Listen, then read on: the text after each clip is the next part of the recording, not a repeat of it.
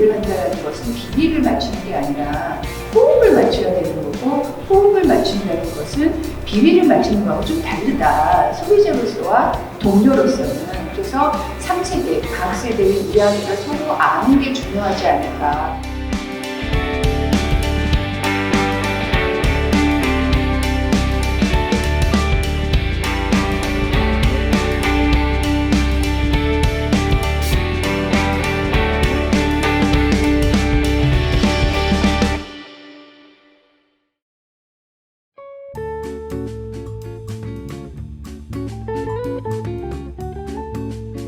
서로 이질적인 점만을 찾으려고 하는 것보다는요, 좀 공통점?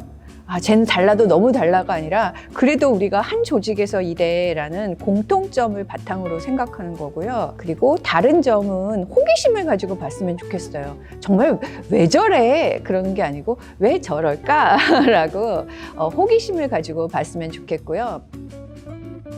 자세히 보아야 예쁘다. 오래 보아야 사랑스럽다. 너도 그렇다라는 시가 있는데요. 서로를 알려면 자세히 보고 오래 보아야 합니다. 각 세대마다 강점이 있거든요. 센 세대, 베이비 부머 세대는 조직에 대한 충성, 헌신, 열정 그런 거를 좀 더 후배들에게 베풀 수 있는 거. 그렇지만은 우리 세대만이 옳다 그러는 것보다는 좀 포용하는 게 필요하다고 생각하고요. 낀 세대는 적응력, 눈치코치력이라고 할 수 있는 거. 그건 굉장히 훌륭해서 어디고 가서도 잘 하지만은 분명한 자기의 중심, 기준을 가지려고 하는 거. 그게 후배들도 사실 원하는 거거든요. 나의 10년 후 모습이 우리 낀 세대 팀장님들께 있다는 거 생각하기 때문에요. 그래서 줏대 가지는 게 필요하다고 생각하고요. MZ세대 굉장히 똑똑하고 비판적이고 그런데 그와 아울러 필요한 거 일단 참여를 한번 해보는 거 참여를 한번 해보는 것도 필요하다. 그리고 요즘 변동성의 시대이기 때문에 선배들도 모르는 경우가 많아요. 모르는데 같이 시작해야 되는 경우가 그렇기 때문에 Y를 늘 설명할 수 있는 건 아니에요. 그래서 윗세대도 노력해야 되지만 변동성의 시대에는 같이 모르면서 출발해야 되는 경우도 있어서 그 점을 같이 이해하고 변동성의 시대에 같이 손잡고 참여하는 것도 필요하다라고 말씀드리고 싶어요.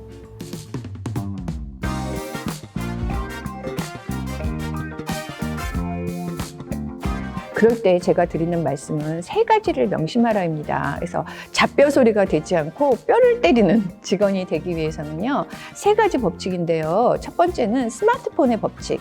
스마트폰에 충전율이 수치로 표시가 되잖아요. 뭐 대충 많이 남음, 아주 조금 남음 그러지 않잖아요. 수시로 시시각각 변하는 것처럼 수시로 그리고 데이터를 기반으로 얘기해야지 가치도 물론 중요하지만은 가치 플러스 수치 정말 수시로 표시하는 게 이렇게 표현하는 게 필요하고요. 그 다음에 두 번째는 블루투스의 법칙. 이렇게 멀리 떨어져 있어도 코드만 맞으면 다 통하잖아요. 그래서 상사의 기분이나 기상도에 따라서가 아니라 조직의 기준에 의해서 스스로 판단할 수 있게끔 해도 되는 것, 하면 상 받는 것, 하지 않으면 지적받는 게 무엇인가 기준에 대해서 공유가 필요하다고 말씀드릴 수 있고요. 세 번째로는 4대 1의 법칙, 즉 칭찬을 많이 4번 정도 해야지 지적질 한 번 할 자격이 생긴다. 그래서 지적질을 잘 하기 위해서도 칭찬을 평소에 해놓는 게 필요하다.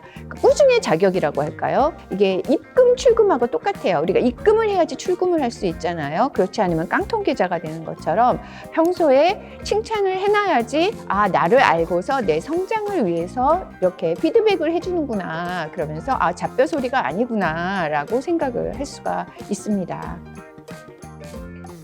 여기 계시는 리더분들만 조직 생활과 소통에 대한 고민이 있는 게 아닙니다. 고민을 하고 있다는 것은 좋은 리더가 되기 위해 노력하고 있다는 시그널이죠.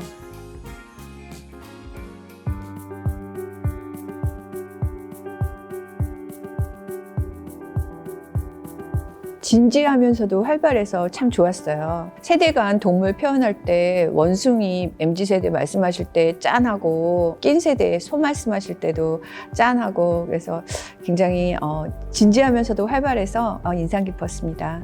이 세대는 어떤 세대인데 그 세대는 동물로 비유하면 어떤 동물로 비유할 수 있을 것 같다. 신세대는 어떤 동물로 비유할 수 있을 것 같으세요? 원숭이를 좀 아, 원숭이 왜요? 모든 거를 다 좋은 시간 다 많이 접하게 됐어요. 아, 맞아요. 자격증 10종 세트라고 그러죠. 온갖 자격증 다 해다가 면접 때 뭐 성형수술까지 포함해서 그래서 지금 원숭이라는 말씀을 하신 게 굉장히 짠하게 정말 알고 보니 짠해 그러면서 1세대는 어떤 동물로 표현하고 싶으세요?